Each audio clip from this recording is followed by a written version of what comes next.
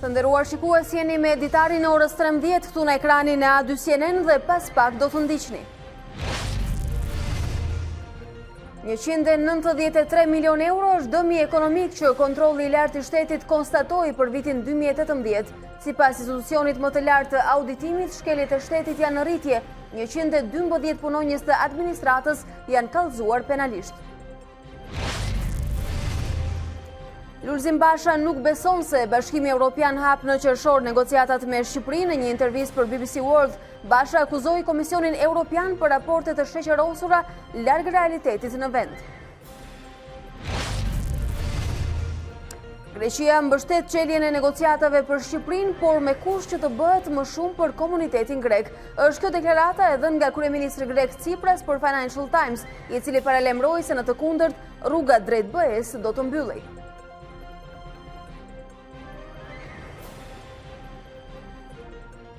Zonja dhe zotëri, u përshëndes, por i takohemi drejt për drejt me Ditari në orës 13 në ekranin e A2 CNN. Në minutat në vijim do të keni mundësi të informoheni edhe për të tjera tema si këto në vijim. Lista serbe fiton zgjedhjet në 4 komunat e veriut të Kosovës. Lideri i partisë që mbështetet nga Beogradi, Goran Rakic, tha se bojkoti i opozitës nuk rezultoi suksesshëm, ndërsa udhëheqësit e Kosovës e vënë theksin tek procesi i rregull zgjedhor. Shtohet frika për një përballje ushtarake mes Washingtonit dhe Teheranit. Presidenti amerikan Donald Trump paralajmëron se një luftë me Shtetet e Bashkuara të Amerikës do të shënonte fundin zyrtar të Iranit. Feronikeli është kampion i Kosovës. Skuadra nga Drenasi triumfoi në finalen ndaj Prishtinës. Përveç trofeut, siguron edhe pjesëmarrjen në kualifikuesit e Champions League. Feste edhe në Maqedoninë e Veriut, aty ku Shkëndija është zyrtarisht kampione e sezonit 2018-2019.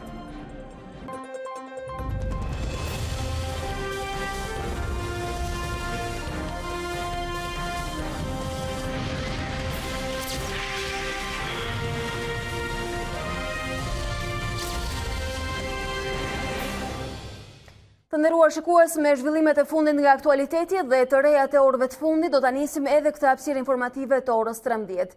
Kontrolli i lartë i shtetit deklaron se dëmi ekonomik nga institucionet gjatë vitit 2018 arriti në 193 milion euro. Sipas institucionit më të lartë të auditimit, shkeljet janë në rritje, teksa janë kallëzuar penalisht 112 punonjës të administratës. Problematike gjithashtu mbetet dhe planifikimi i të ardhurave dhe kostot e fshehura në borxhin publik, si koncesionet, PPP-t, detyrimet e prapambetura dhe vendimet gjyqësore.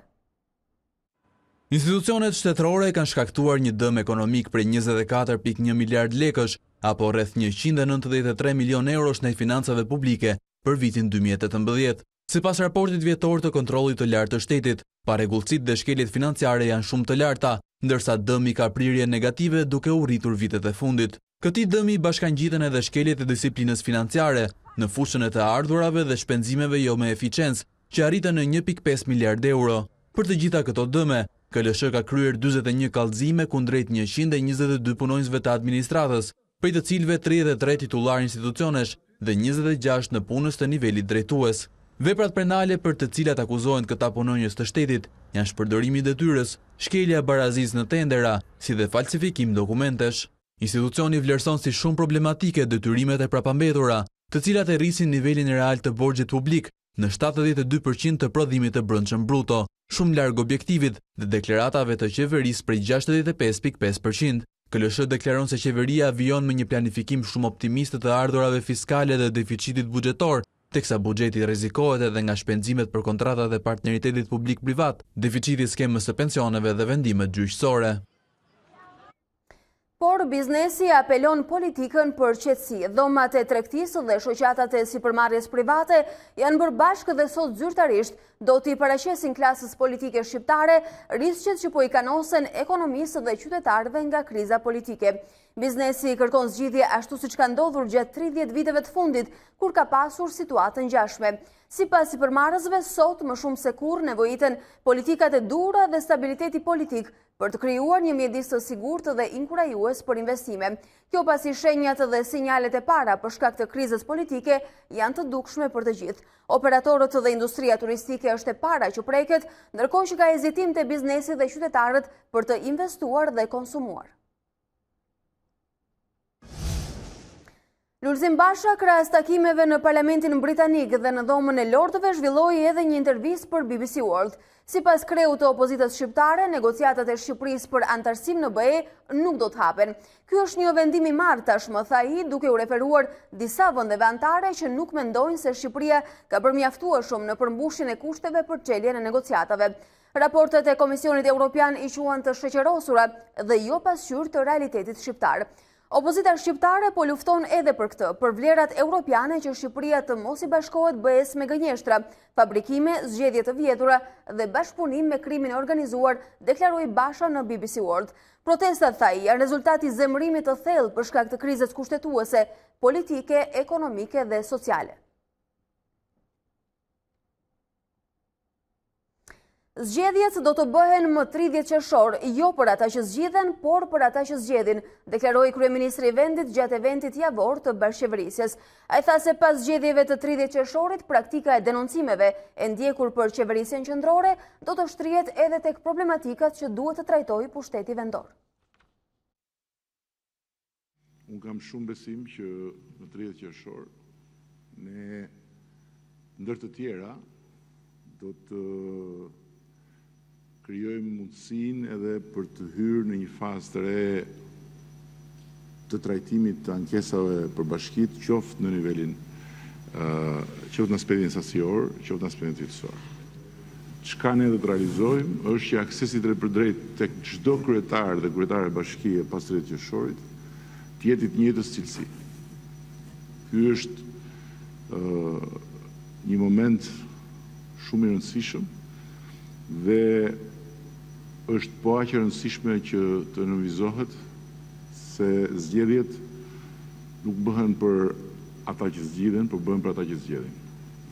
Dhe ata që zgjedhin në 30 qershor, ndër të tjera, do të zgjedhin edhe për të pasur akses të drejt për drejt si qytetar tek çdo kryetar bashkie për cilin kanë dhënë ose s'kan dhënë votën e tyre, por që me votën e qytetarëve do të jetë aty në detyrë për 4 vite të rashme.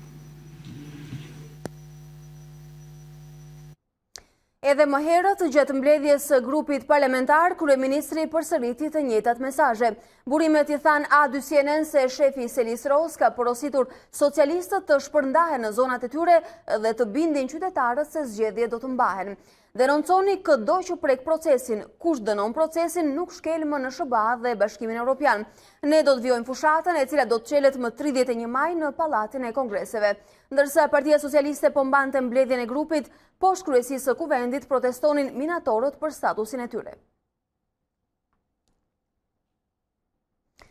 Greqia mbështet çeljen e negociatave për Shqipërinë, por me kusht që të bëhet më shumë për komunitetin grek. Është kjo deklarata e kryeministrit grek Alexis Tsipras për Financial Times, i cili paralajmëron se në të kundërt rruga drejt BE-s do të mbyllej. Në çdo rast, Tsipras paralajmëron votën pro Maqedonisë së Veriut dhe jo Shqipërisë, në rast se situata në vend nuk përmirësohet.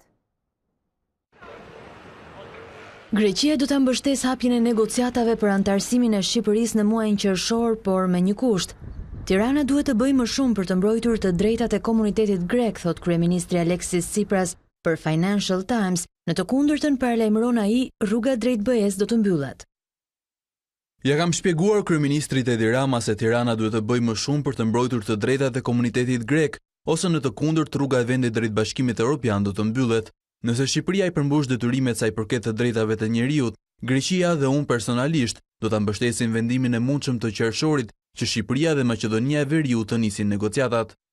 Tsipras shton se do të ishte e padrejtë të rrezikojë antarësimin nëse do të jetë shënuar progres, ndërsa thekson se nuk i pëlqen të jap leksiona apo të vendos kushte të ashpra për vendet aspirante. Tsipras shprehet se reformat në Ballkan kishin nevojë për nxitje.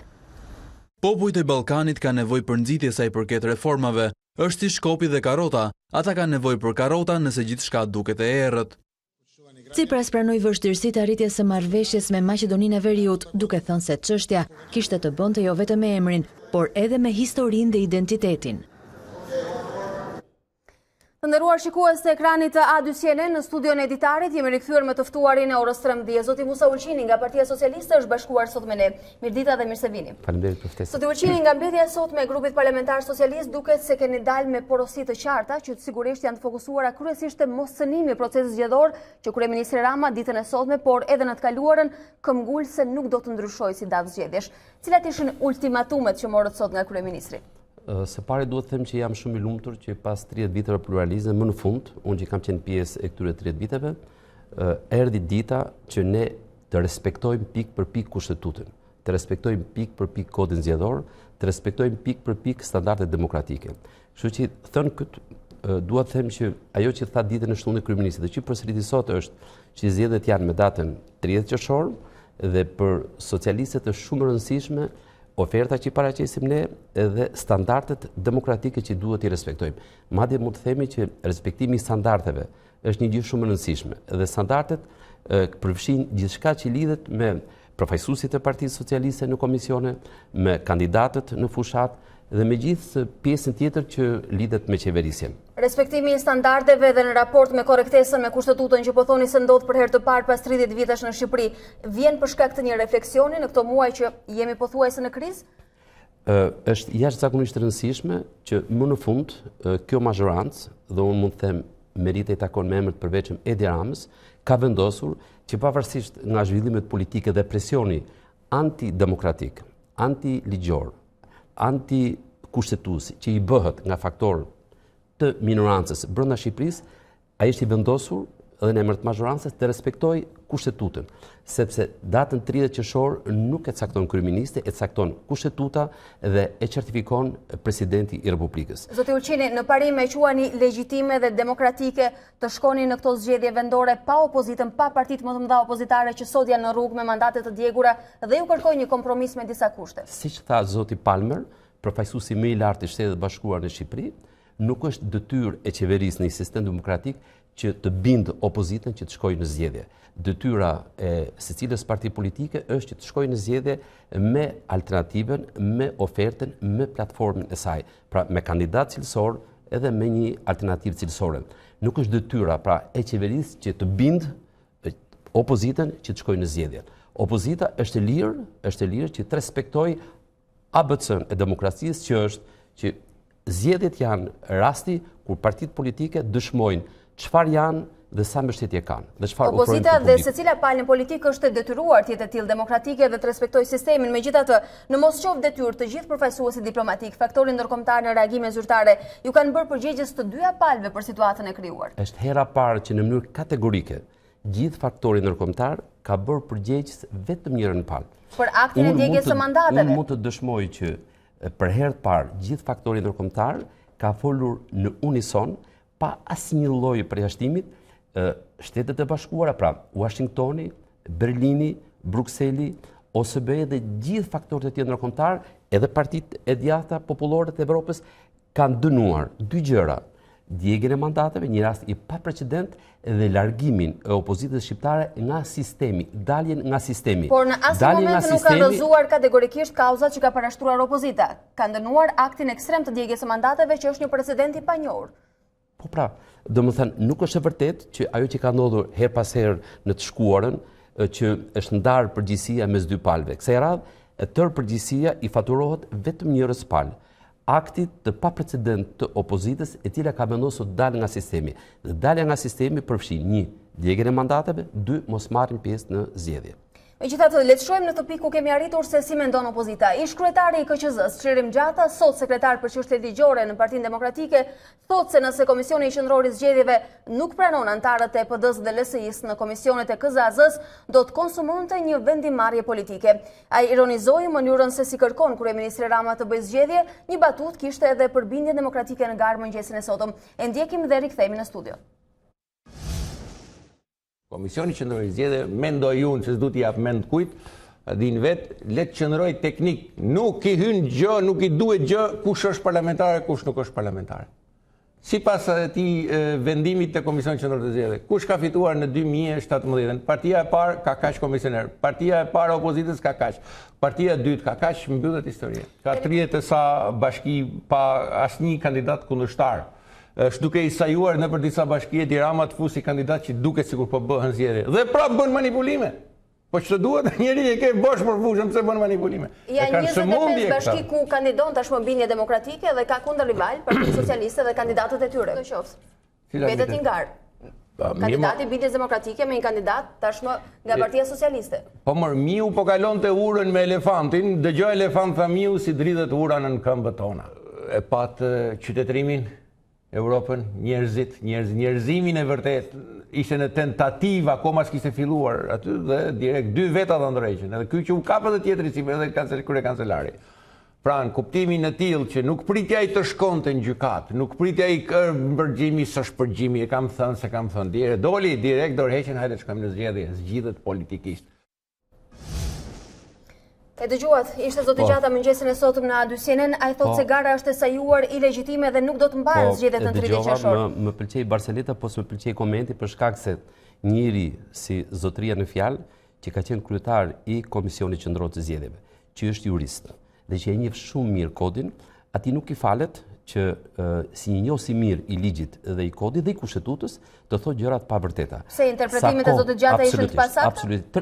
E vetmja gjë politike është kjo që i tha zoti Gjata, sepse forca politike të cilat nuk kanë regjistruar kandidat dhe nuk janë regjistruar si parti, e din shumë mirë zoti Gjata që nuk kanë drejt të kenë përfaqësues të tyre në Komisionin Qendror të Zgjedhjeve. Kështu që është një deklaratë që unë shpreh keqardhje, por çfarë të them unë kur njeriu që e din shumë mirë ligjin, procesin, kushtetutën, thotë gjëra që nuk janë të vërteta. Se kjo nuk është një cënim i kodit zgjedhor dhe u jep një mundësi kodit deri 30 ditë para zgjedhjeve, që është krejtësisht e ligjshme sipas justifikimit të PD-s dhe LSI-s. Nuk është fare e ligjshme dhe shpreh edhe një keqardhje tim të thellë që opozita, Partia Demokratike dhe LSI përpiqen që në mënyrë ekstraligjore, në kundërshtim me kushtetutën, duke rënë ndesh kodit zgjedhor, përpiqen që brenda qendrave të votimit dhe brenda zonave zgjedhore të fusin përfaqësues të cilët sipas tyre do të kenë një qëllim, që të mbrojnë procesin.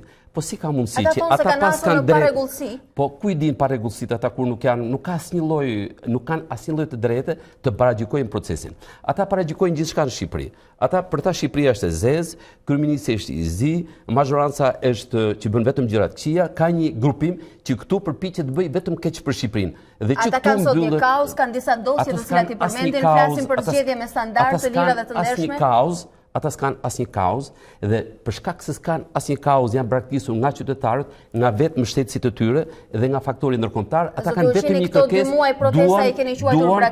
duan që të fitojnë pushtet në tavolinë dhe duan një pazar. Dhe prandaj fillova në fillim që jam shumë i lumtur që më në fund në këtë vend ka një mazhorancë dhe ka një kryeministër, ka një person politik i cili në respekt mandatit që i kanë dhënë qytetarët ka vendosur që të mos bëj pazar, po të respektoj pikë për pikë kushtetutën, kodin zgjedhor, ligjin dhe standardet e demokracisë. Po më thoni se ata nuk ka një kaos dhe janë të braktisur, por ama ka 2 muaj që vendi po njihet me protesta, përballemi pothuajse çdo javë me protesta. Kemi pasur 5 të tilla kombëtare presim një tjetër. Po, është një gjë shumë e mirë që Partia Demokratike vazhdon të bëj ushtrime, kështu quhen ushtrime brenda partive politike, se sa nga anëtarët e tyre vinë në protestë, sa kanë formalitete për lista të tjera.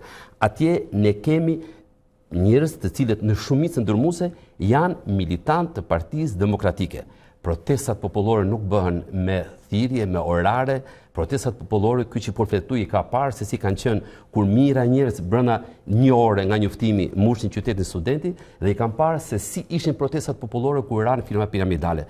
Këto janë protesta të organizuara nga partitë politike me militantët e vet, me mbështetësit e vet punësuar në bashkitë e tyre dhe për këtë arsye këto protesta për shkak se është shpresu gjuha dhe për shkak se ka munguar mbështetja faktorët ndërkombëtar dhe për shkak se nuk kanë kaos dhe për shkak se gjithçka që thonë ato nuk ka lidhje me ligjin, me kushtetutin, me kodin zgjedhor, kjo mbështetje ka ardhur duke u zvogëluar. Por a mundet një opozicë në mungesë të një kauze të djegje dhe mandate zotë Uqini? E vetmja gjë që është shtuar retorika, edhe është shtuar edhe dhuna në zgjedhje. Retorika duket se është shtuar nga gjitha palët, megjithatë kur jemi tek dorëzimi i emrave për komisionerët. Jo, më vjen shumë keq. Unë nuk kam dëgjuar asnjëherë kryeministrin e Republikës, si numri 1 i kësaj magjorance, të ketë atë gjuhë me ato terma që nuk kanë lidhje as me etikën parlamentare, as me asnjë lloj kodi, bile as me kodin e dikushit. Nuk e keni dëgjuar kryeministrin? Jo, nuk e kam dëgjuar. Kryeministri nuk ka përdor atë zhargon me atë fjalor që nuk i bën der qytetarit më të rëndomt të Shqipërisë, që përdorin liderët e opozitës. Dhe kjo ndodh sa herë që vjen duke u zvogluar mbështetja. Dhe kam dëgjuar gjëra të çuditshme. Për shembull, kam dëgjuar që protesta e fundit ishte protesta më e madhe në historinë e pluralizmit shqiptar, në historinë kombëtare.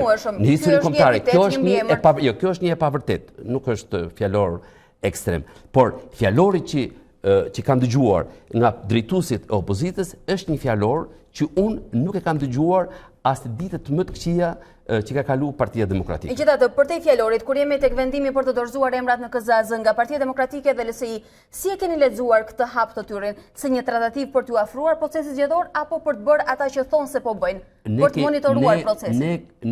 Unë personalisht të flas unë personalisht, nuk e kam kuptuar kurrë se si opozita ka shmangur thelbin pse ekzistojnë partitë politike. Duke braktisur sistemin, për çfarë janë partitë politike?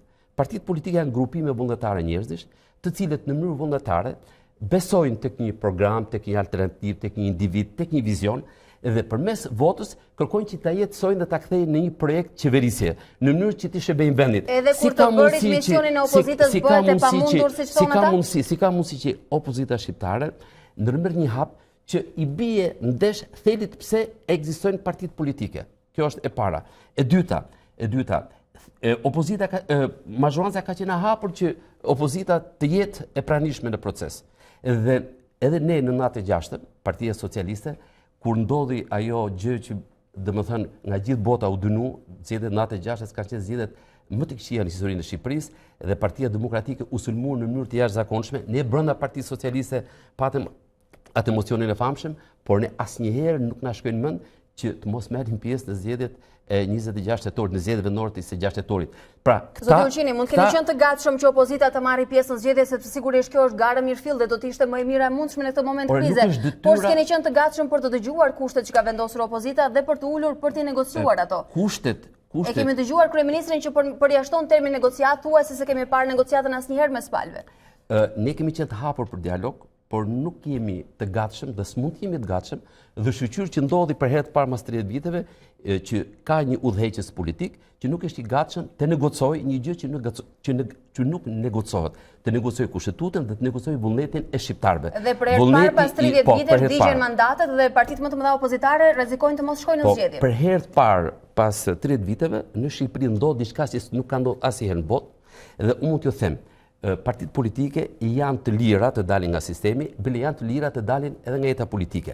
Dhe unë kam përmendur disa herë dhe këtu të kjo një herë tjetër që ne kemi dy raste, në Greqi dhe në Itali. Një parti historike si Pasoku nuk është sot në jetën politike, ka qeverisur 40 vjet Greqin dhe dy parti historike në Itali, socialistët e Kraksit dhe demokracianët nuk ekzistojnë sot jetën politike. Pse? Sepse për shkak të akteve të ngjashme të tilla. Për analogji dy partitë më të mëdha tona opozitare mund të zhbëhen ose të zbehen? Për analogji po them që dalja nga sistemi, siç është rasti i opozitës son, edhe ndërmarrja e akteve antisistem, siç është djegja e mandateve dhe mosmarrja pjesë në zgjedhje, dhe unë e shpjegova që janë partitë dhe thelbi i partive është vota, është pushteti, për të jetësuar ato ide dhe programe që partitë mendojnë që i bëjnë mirë vendit. Këto dy gjëra, unë po them me keqardhje, unë futem në grupin e njerëz që kam keqardhje të thellë që këto dy parti politike po rrezikojnë jo thjesht dalin nga sistemi, por po rrezikojnë të dalin nga skena politike. Dhe kujtoj që kjo i ka ndodhur Pasokut, Dhe i ka ndodhur për para pak viteve në Greqi dhe i ka ndodhur 2 partive historike që kanë qeverisur Italinë për 50 vjet. Pra është një gjë Zoti Ushini, ju e dini që ata kërkojnë zgjedhje me standarde të lira dhe të ndershme ku është dhe bazamenti i kauzës së tyre. Vetëm një sekond, kërkojnë një garanci nga qeveria tranzitore, e cila më pas do të çonte në zgjedhje të cilat presupozohet të kenë standard. Pse është kaq e vështirë të shkohet në zgjedhjet parakoshme? Kemi një rast të pak orëve më parë. Austria nuk priti fjalën përfundimtare të drejtësisë, u dhan 2 dorëheqje të rëndësishme dhe presidenti vendos bashkë me kurs të shkohet zgjedhjet parakoshme.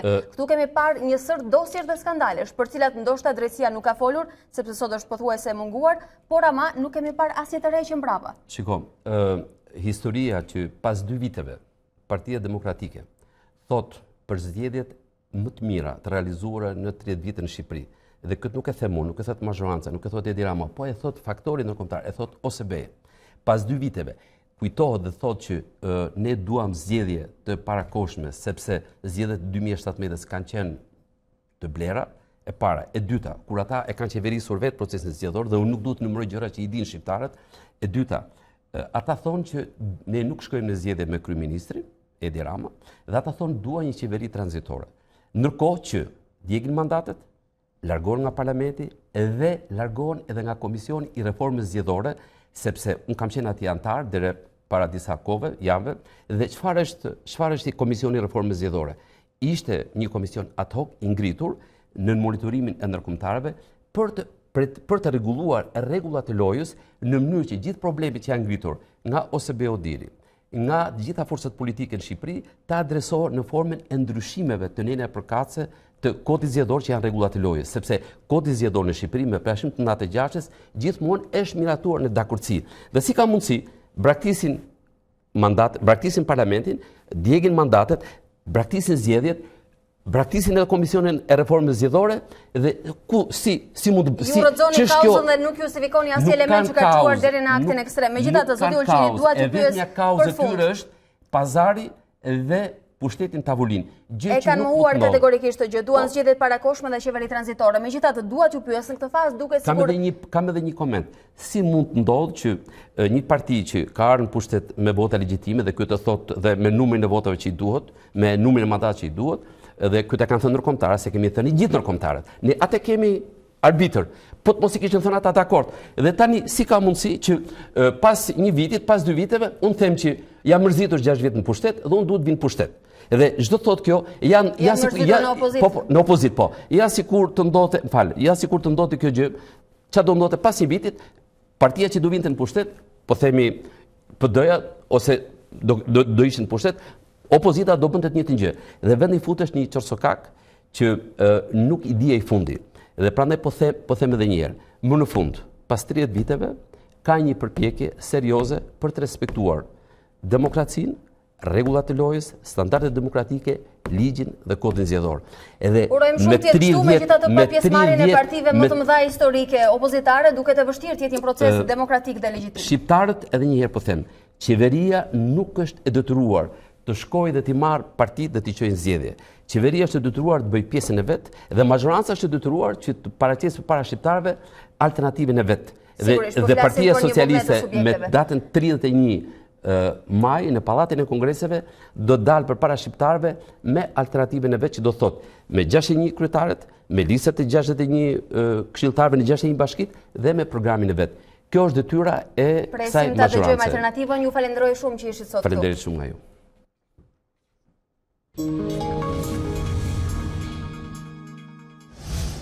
Ndërkohë, Partia Demokratike ka kundërshtuar regjistrimin e kandidatëve për kryetar bashkie të Partisë Bindja Demokratike. Përfaqësuesi i PD-s në KQZ, Ivi Kaso, tha se kjo parti jo vetëm që nuk ka një deputet me mandate për të paktën 6 muaj, por nuk ka ekzistuar si parti politike deri para 1 muaji.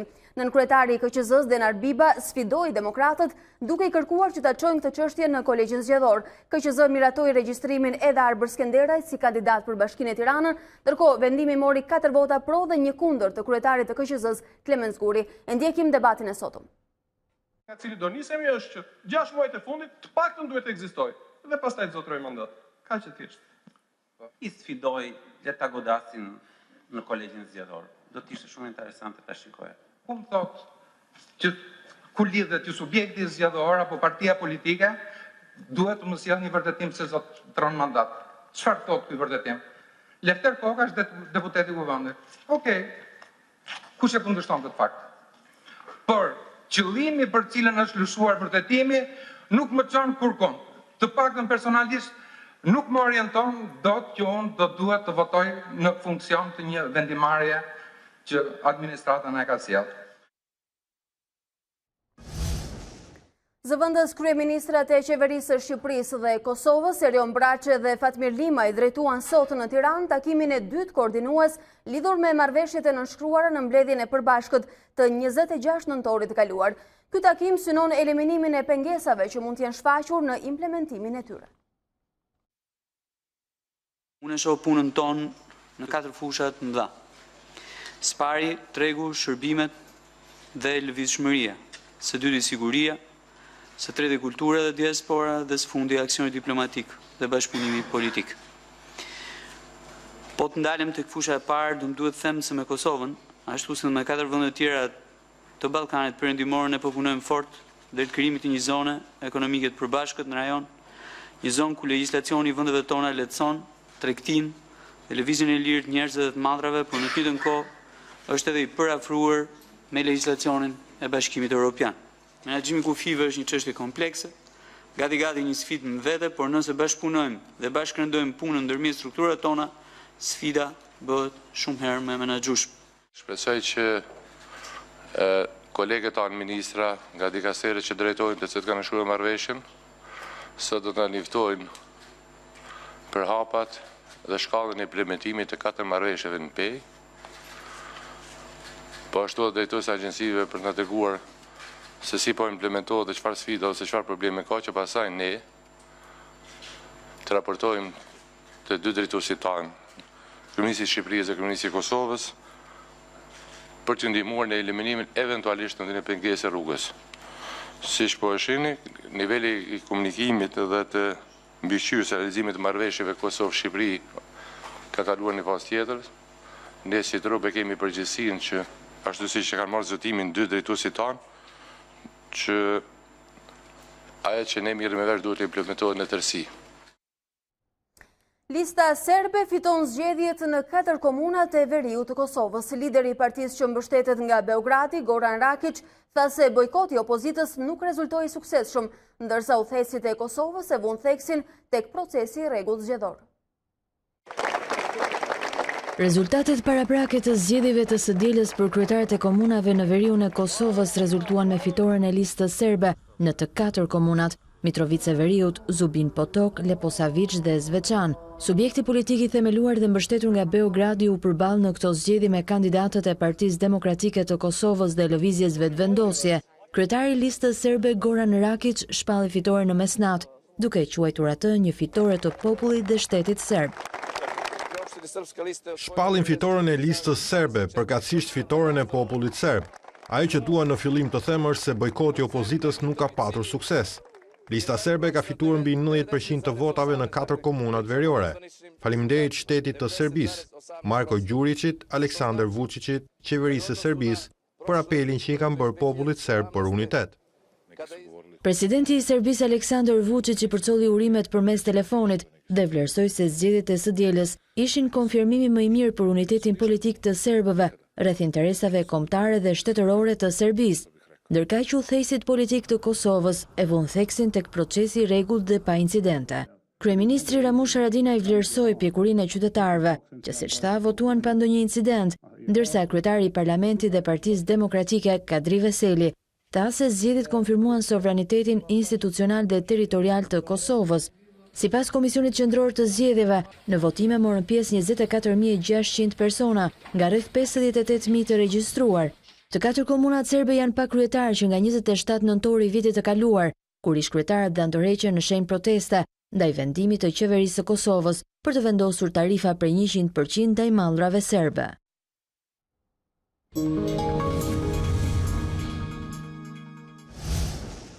Është momenti të njihemi dhe me zhvillimet politike në arenën ndërkombëtare. Komediani Volodymyr Zelenski shpalli zgjedhje të parakohshme gjatë betimit si president i ri i Ukrainës. Zgjedhjet ishin planifikuar për në tetor të 2019-s, por në ceremoninë e zhvilluar në Kiev, Zelenski njoftoi shpërbërjen e parlamentit. Ai tha se fundi i konfliktit me rebelët e mbështetur nga lindja do t'ishte prioriteti i tij. Presidenti rus Vladimir Putin deklaroi se nuk do ta uronte 41 vjeçarin në marrjen e detyrës, por do të priste për sukseset e para në zgjidhjen e konfliktit në juglindjet e Ukrainës dhe normalizimin e marrëdhënieve mes Kievit dhe Moskës. Ish ylli i televizionit i cili aktronte në rolin e presidentit në një serial të njohur mundi me shumicë dërmuese paraardhësin Petro Poroshenko muajin e kaluar. Zelenski e përqendroi fushatën e tij tek lufta kundër korrupsionit në qeveri. Shtohet frika për një përmballje ushtarake mes Washingtonit dhe Teheranit. Presidenti Amerikan Donald Trump paralajmëroi se një luftë me Shtetet e Bashkuara të Amerikës do të shënonte fundin zyrtar të Iranit. Presidenti Amerikan Donald Trump përshkallëzon retorikën kundër Iranit, duke paralajmëruar se një luftë me Shtetet e Bashkuara do të shënonte fundin zyrtar të vendit islamik. Nëse Irani kërkon luftë, ky do të jetë fundi zyrtar për të, kur mos si kërcëno Shtetet e Bashkuara. Shtetet e Bashkuara pozicionuan luftanie dhe avion të tjerë në rajonin e Gjirit Persik gjatë ditëve të fundit, por paralajmërimi i Trump në Twitter shënon një ndryshim të tonit, pas përpjekjeve për të përjashtuar mundësinë e konfliktit ushtarak. Gjatë një interviste për Fox News të dielën, presidenti u zotua se nuk do ta lejonte Iranin të krijonte armë bërthamore, por tha se nuk e donte konfliktin. Thjesht nuk dua që të kenë armë bërthamore e të na kërcënojnë. Unë nuk jam dikush që e do luftën, pasi kjo dëmton ekonomitë dhe më e rëndësishmja vret njerëz, por ne nuk mund të lejojmë që Irani të ndërtojë armë bërthamore. Edhe Irani zbuti retorikën gjatë fundjavës duke thënë se nuk kërkonte luftë. Zyrtarë në Washington po shqyrtojnë të dhënat e inteligjencës për të përcaktuar nëse Irani apo milicit që e mbështesin po planifikojnë sulme ndaj aseteve amerikane, apo nëse po vepron për të mbrojtur nga aksionet të mundshme të Shteteve të Bashkuara. Google godet rënd kompaninë kineze Huawei. Giganti i teknologjisë bllokoi përditësimet në sistemin operativ Android në smartphonët e prodhuar nga Kina. Vendimi erdhi për shkak të urdhrit ekzekutiv të presidentit amerikan Donald Trump. Google bllokoi prodhuesin e dytë më të madh të smartphonëve Huawei nga disa përditësime në sistemin operativ Android, duke i dhënë një goditje të fortë kompanisë kineze. Për shkak të këtij vendimi, smartphonët e rinj të Huawei do të humbasin qasje në disa aplikacione. Lëvizja erdhi pasi administrata e Donald Trump e vendosi gigantin kinez në një listë kompanish, me të cilat firmat amerikane nuk mund të bashkëpunojnë derisa të kenë një licencë. Google tha se po bashkëpunon me urdhrin ekzekutiv dhe se po rishikon implikimet. Pavarësisht kësaj goditjeje të rëndë, Huawei njoftoi se do të vijojë me garantimin e përditësimeve të sigurisë. Huawei do të vazhdojë të ndërtojë një ekosistem të sigurt dhe të qëndrueshëm në mënyrë që të garantojë eksperiencën më të mirë për të gjithë përdorësit në të gjithë botën. Përdorësit aktual të smartphonëve do të jenë në gjendje të përditësojnë aplikacionet përmes rregullimeve të sigurisë, si dhe të përditësojnë shërbimet Google Play, por kur Google të publikojë versionin e ri të Android këtë vit, nuk do të jetë i disponueshëm për pajisjet Huawei. Ndër aplikacionet që mund të humbas smartphone i prodhuar nga Kina është edhe YouTube. Dështimi në arritjen e një marrëveshje dhe rritja e tarifave ndaj mallrave kineze ka ashpërsuar luftën tregtare mes Shteteve të Bashkuara dhe Kinës. Juani ka prekur një nivel shqetësues në kursin e këmbimit ndaj dollarit dhe rrezikon të mbërrijë në nivelet e krizës botërore. Diçka e tillë do të detyrojë Kinën të reagojë për të mbrojtur monedhën e saj kombëtare.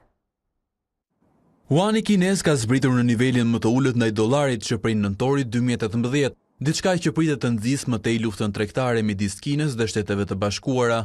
Kina tashmë do të mundohet të përdorë monedhën kombëtare si një mjet për të dëmtuar Amerikën. Përmes vlerësimit të valutës, Kina mund të reduktojë impaktin e tarifave të reja nga Shtetet e Bashkuara dhe të bëjë eksportet drejt saj më të lira. Por nga ana tjetër, një luhatje e madhe e juanit mund të nxjisë një largim të madh të parave nga Kina, që do të dëmtonte stabilitetin ekonomik të vendit. Presidenti Donald Trump u shpreh se tarifat kanë nisur të largojnë kompanitë amerikane nga Kina drejt Vietnamit apo drejt vendeve të tjera në Azi.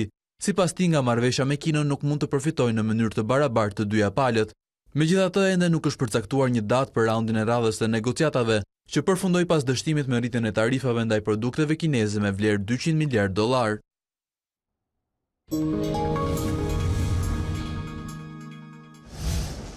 Shohim dhe të rejat nga sporti.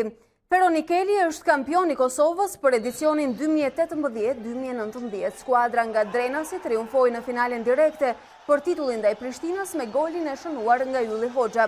Ky është suksesi i tretë në histori për Feronikelin, që përveç trofeut siguron edhe pjesëmarrje në kualifikuesit e Champions League. Prishtina e mbyll Superligën në vendin e dytë me ekipin nga kryeqyteti, që për të luajtur në Europa League shpreson se rivalet nga Drenasi do të fitojnë edhe Kupën e Kosovës.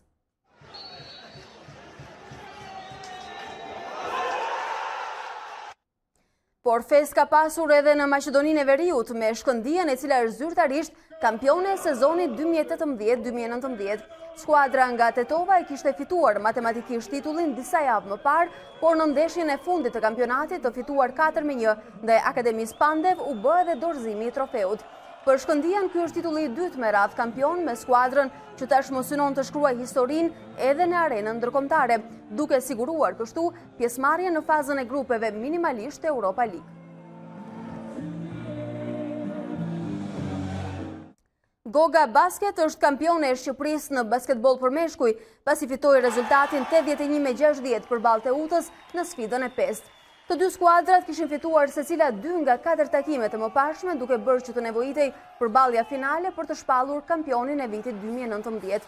Goga shfrytëzoi faktorin fushë dhe mbështetjen e tifozëve, duke shkruar historinë në basketbol për meshkuj, pasi nga skuadrë debutuese tashmë fitoi titullin.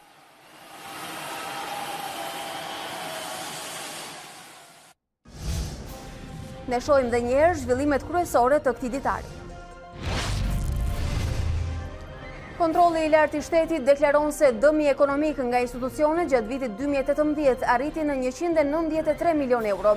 Sipas institutit më të lartë të auditimit, shkeljet janë në rritje, tekse janë kallëzuar penalisht 112 punonjës të administratës.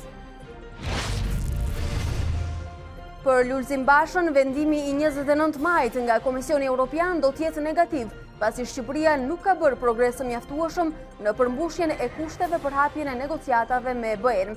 Kreu i opozitës i tha BBC World se Bashkimi Evropian dhe Shqipëria aktualisht ka një raport që anashkalon realitetin në vendin tonë. Greqia mbështet çeljen e negociatave për Shqipërinë, por me kusht që të bëhet më shumë për komunitetin grek. Është kjo deklarata e kryeministrit grek Alexis Tsipras për Financial Times, i cili paralajmëron se në të kundërt rruga drejt BE-s do të mbyllej.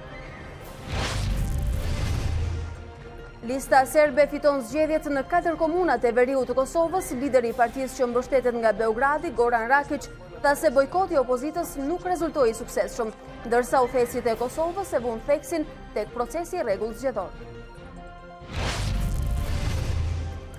Shtohet frika nga një përballje ushtarake mes Washingtonit dhe Teheranit. Presidenti amerikan Donald Trump paralajmëroi se një luftë me Shtetet e Bashkuara të Amerikës do të shënonte fundin zyrtar të Iranit. Feronikeli është kampion i Kosovës, skuadra nga Drenasi triumfoi në finalen ndaj Prishtinës, përveç trofeut siguron edhe pjesëmarrjen në kualifikuesit e Champions League. Fest edhe në Maqedoninë e Veriut, aty ku Shkëndija është zyrtarisht kampione e sezonit 2018-2019. Të nderuar shikues, ne kemi mbërritur në fund të ditarit të orës 13. Unë ju falenderoj për vëmendjen e treguar dhe ju ftoj që për informacionet e minutave dhe orëve të fundit nga vendi, rajoni dhe bota të na ndiqni në Facebook, Instagram dhe faqen tonë të webit a2cnn.com. Bashkë ndajemi këtu për sot, ju vijoni qëndroni me ne.